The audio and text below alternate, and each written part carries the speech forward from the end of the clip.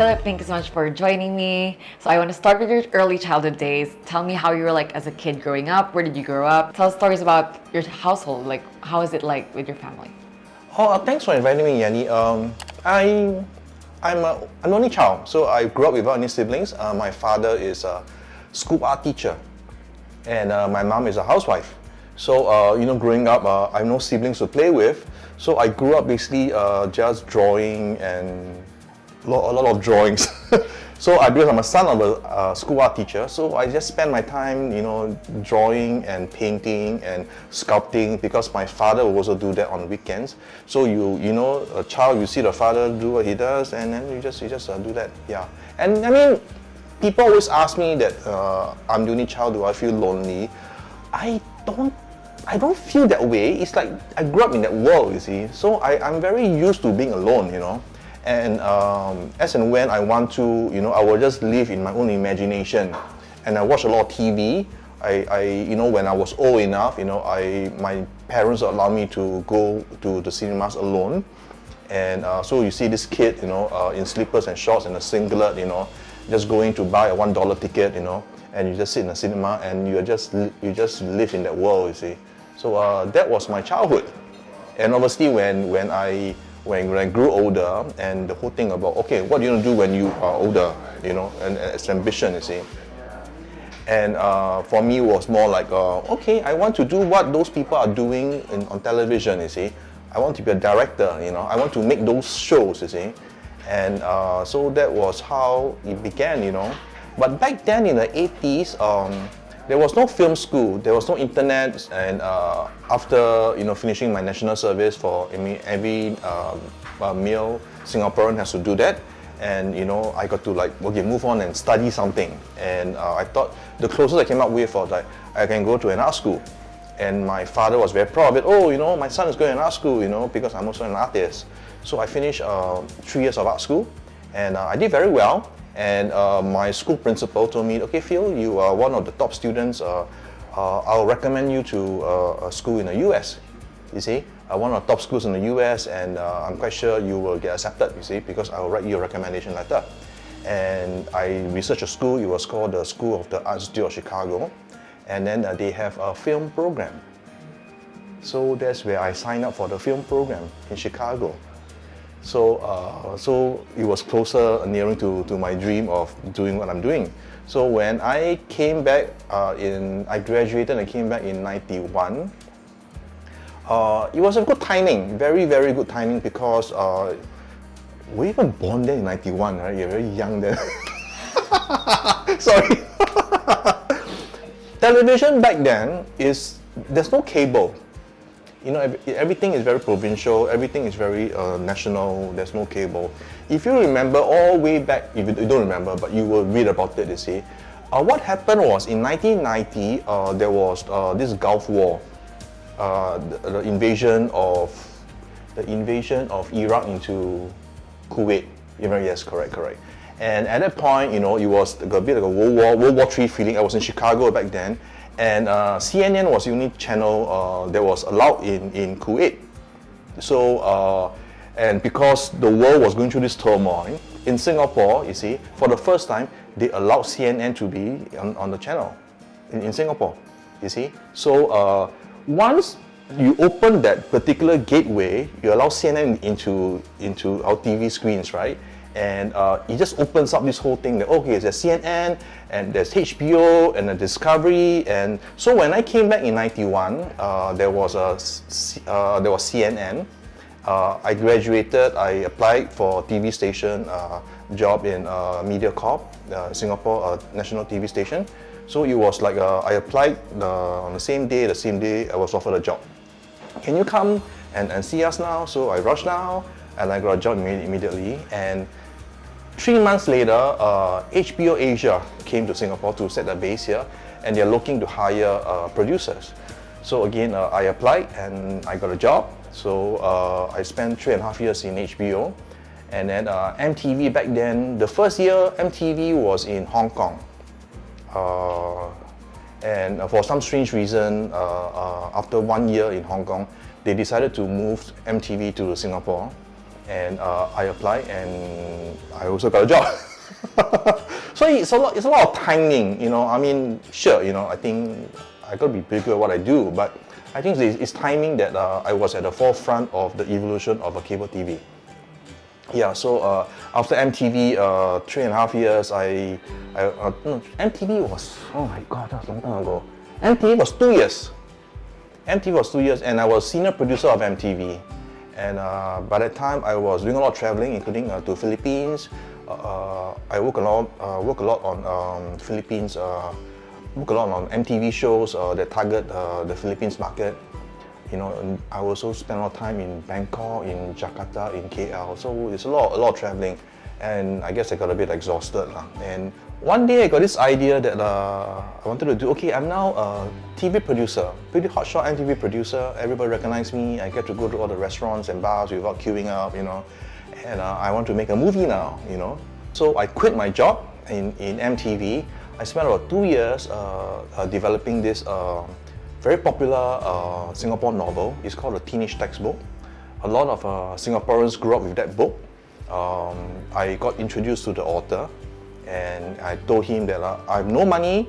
I'm not a famous movie director or whatever, but I'm a pretty famous TV producer, you see. So can I make your book into a movie? And he's just a cool guy. I mean, Adrian Tan is today, this author is like a president of the Singapore Law Society. He's a big shot today. He's a lawyer. So he said, Phil, you know, do whatever you want to do with it. He said, I trust you, you see. So I made that movie in 98. Was it 98? Yes, 98. And at that time, there are not many Singapore movies out there. So I was one of the pioneers, and the movie came out. It did pretty well. It's not a perfect movie. It's low budget, you know. It's a lot of struggles because the Singapore authorities doesn't know how to deal with filmmakers like me. You know, I remember I wanted to do a scene in this particular location in some housing estate, you see. And I have no idea who to ask permission for or who to apply a permit for, because at that point the Singapore government doesn't have a department to handle all these queries, you see. So I will write into all the departments, because they got to cover the car park, got to cover the trees and all the other stuff. I think about 7 permits, I remember. And get to the point where it got a bit ridiculous. And I remember there was one time when we were shooting this particular scene, and there's no permit, you know, and this happens all the time with directors like myself. And so the cops came, you know, and they said, oh, so do you have a permit here, you know? So, and I told my producer, yeah, you can tell them we're going to call the office to look for a permit, you see. And then in the meantime, we are still rolling the camera. I mean, you do it all the time, yeah. So I did that. The movie came out. I made a name for myself, and I think it was also a breakthrough for the Singapore movie scene. And but then I think the movie did well in the sense that, you know, my cast got famous. I got obviously relatively famous, so with many of my collaborators, but there's no money in it. We didn't make money out of it. Yeah. So at that point, AXN, this cable channel, came to Singapore, and my colleagues that I started work with more than 10 years ago, in my first job, they are now the senior management, and they call me up and say, Phil, would you want to come back to television, you know? And so I was playing a bit hardball, you know. I said, oh, I'm a hotshot director, you know. Why would I want to go back to television? Even though I said, yeah, I want to go back, you know. And so, so I say, oh, I can't decide. I'm not sure. I'm doing very well in television now, you know. So they said, so name a price, you know. And I just plucked this number from the sky, this random, obviously huge number. And I said, okay, if you can give me this number, and I will think about it. And the number was so ridiculous that I thought it was like, okay, whatever, you know. I was doing a TV show at that moment, so I was EPing of a show. So I didn't think much of it. And I think 3 nights later, the CFO called me up, and they said, hey Phil, we had our internal discussion, and okay, we will agree to the number. And my first reaction was like, are you guys nuts? Yeah, so, and I said, no, come tomorrow, come, and we offer you the contract, the number will be what you wanted.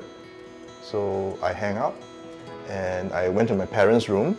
I said, Dad, I got a job offer. He said, that's good, very good, I mean, I know you've been struggling, making movies for the past 2 years, So my mom said, so how much is the salary, So I said that, oh, they are offering me XYZ. And my dad was lying down. I remember he was lying down, lazing and watching TV, when I told him the number, he actually stood up, And I say, what kind of job is this? Is this legal?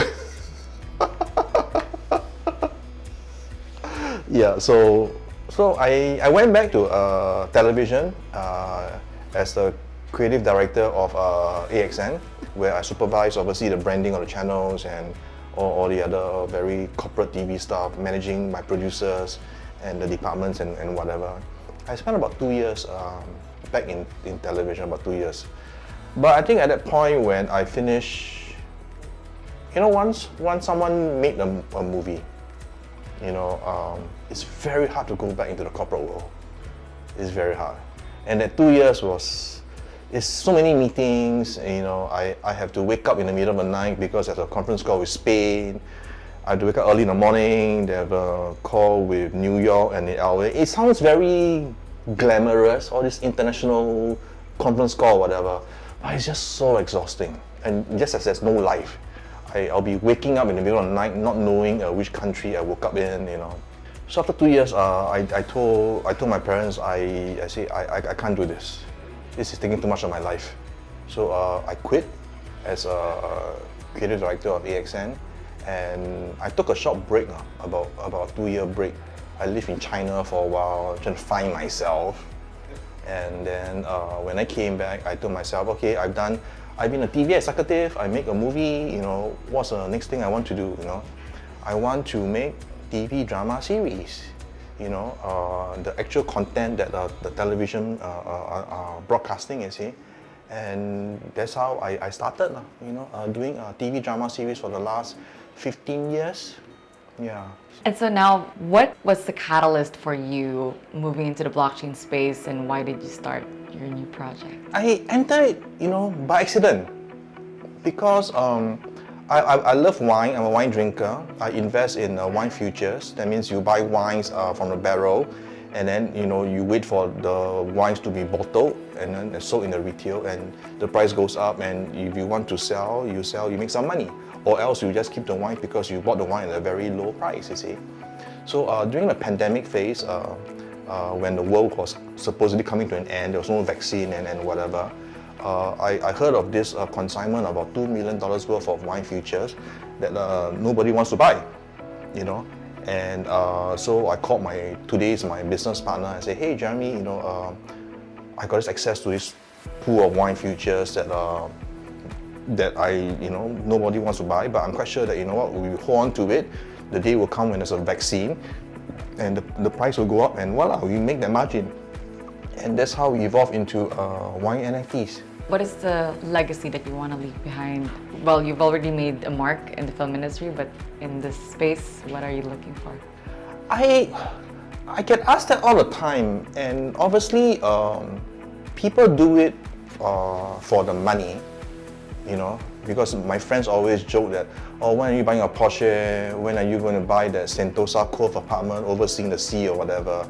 It comes, it doesn't come, doesn't matter, I think for me it was more like empowering people to kind of like, to manage their own, if I call it assets, allowing them to monetize it, to manage it, giving them an avenue to basically actualize whatever they want to do. Because right now, we are very dependent, obviously, on banking institutions and insurance and whatever. And there's so much control in a sense, Whereas, hopefully, with this NFT ecosystem that we are developing, and as it evolves, it does empower more of the holders to do what they want to do, Yeah, and obviously make some money down the road, if possible.